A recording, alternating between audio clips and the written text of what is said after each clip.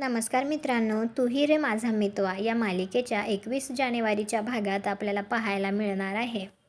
अर्णवच्या बोटाला लागलेलं असतं तर ईश्वरी आता त्याला पट्टी करत असते आणि त्यावेळी ईश्वरी त्याला म्हणते, तुम्हाला माझी फिकीर आहे.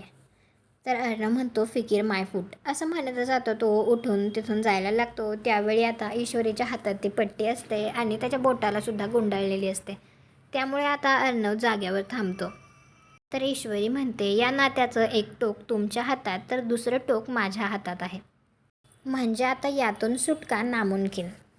तर अर्णव आता ईश्वरीजवळ येतो आणि तो तिला म्हणतो, असं म्हणतात ना की आपल्याला त्रास देणाऱ्या गोष्टी आयुष्यातून काढून टाकाव्यात. असं म्हणतच आता तो ती पट्टी असते ती कात्रीने कट करतो आणि ईश्वरीपासून त्याला वेगळं करतो.